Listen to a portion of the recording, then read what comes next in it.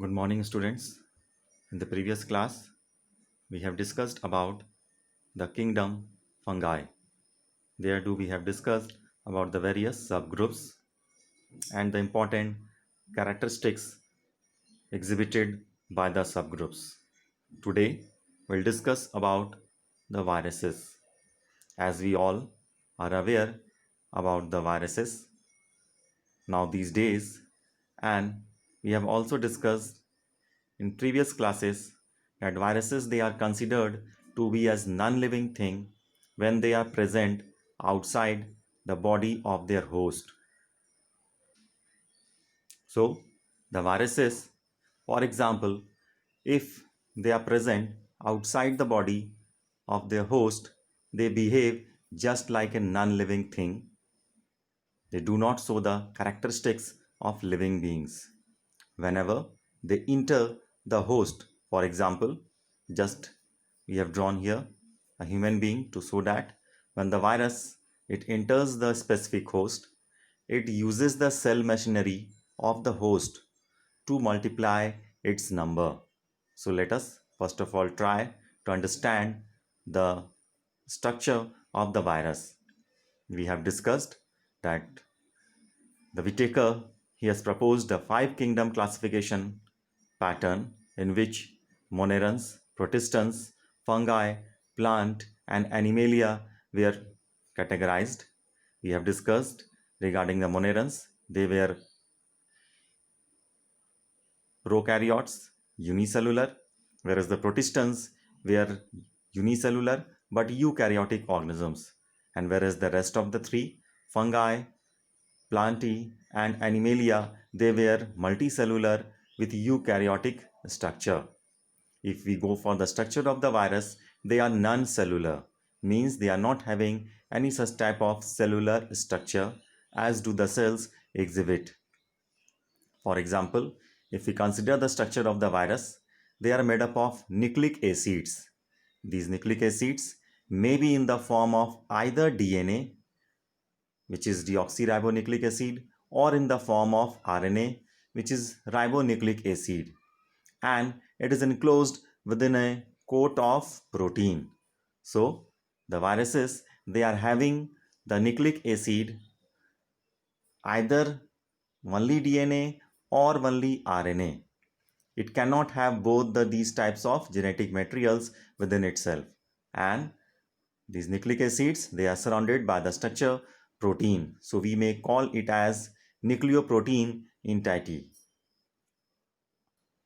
So as they were not classified within any of the kingdoms, so they are considered to be, as we can say,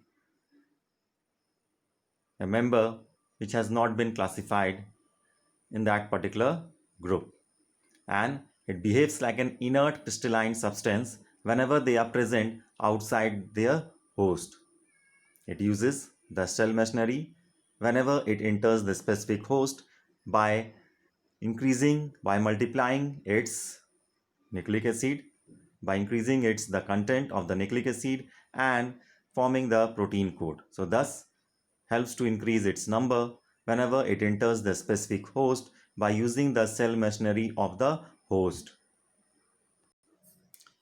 We may observe the structure of TMV has been shown here, which is tobacco mosaic virus, which causes the mosaic disease within the tobacco plants. We may observe that it is having the single stranded RNA as nucleic acid surrounded by the protein coat, which are called as capsid, and each unit is called as capsomeres. And this was first of all discovered by Ivanovsky, who described them as venom or poisonous fluid. Ivanovsky also proved that the size of the viruses are so much small as compared to bacteria because they can pass through the bacteria proof filters. For example, if we may use bacteria proof filters and through which we may pass bacteria, the bacteria may not pass these filters, whereas if viruses are to be passed, they may easily pass through these filters because the size of the viruses are so much small that they can easily pass through the minute pores present within the bacteria-proof filters.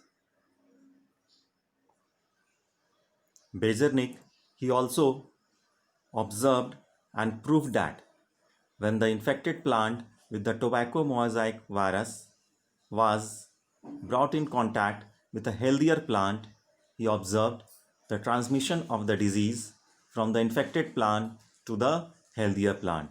So he also termed the word contagium vivum fluidum, which means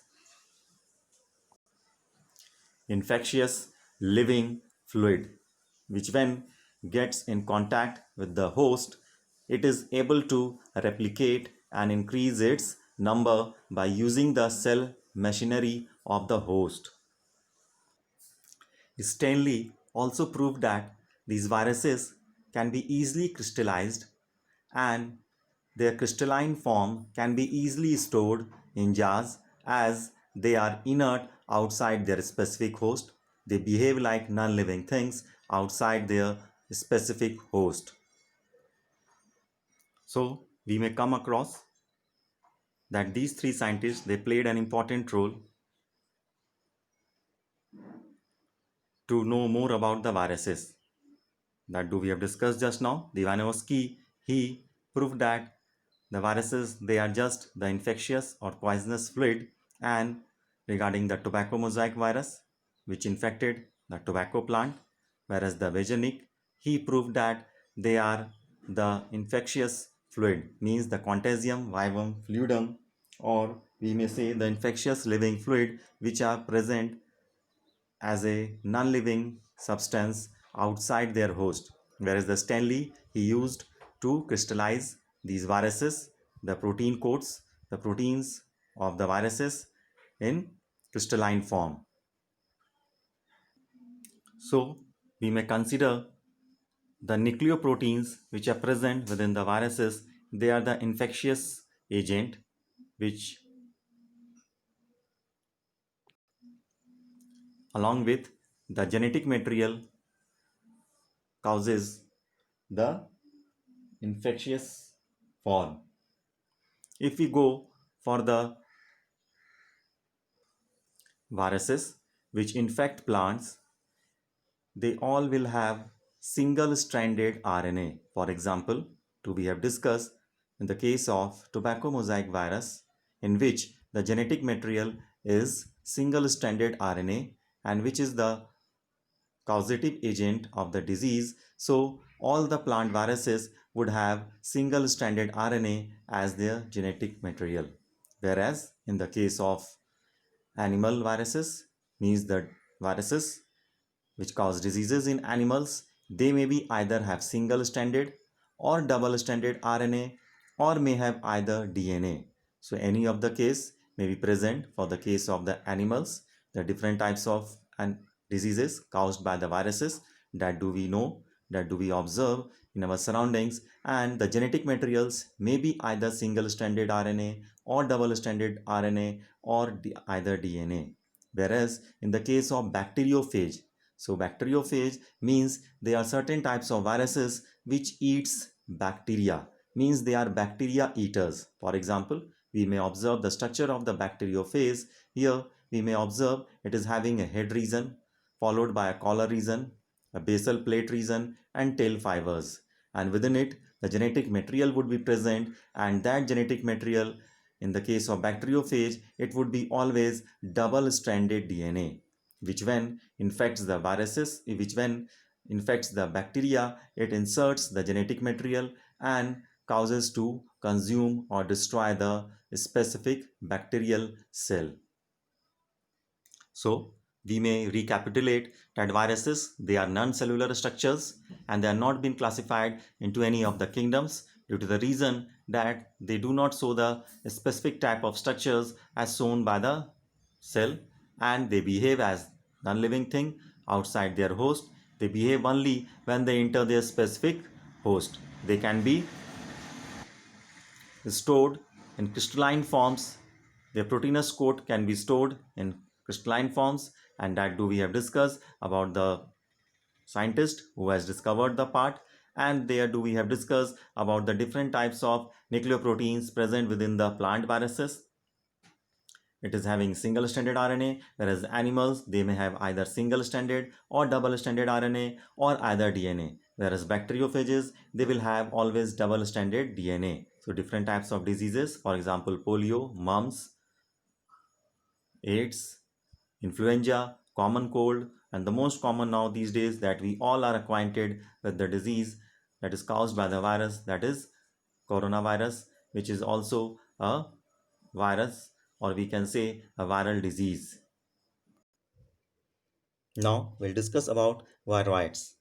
Viroids they are new infectious agents which are smaller than the viruses and causes, for example, potato spindle tuber disease.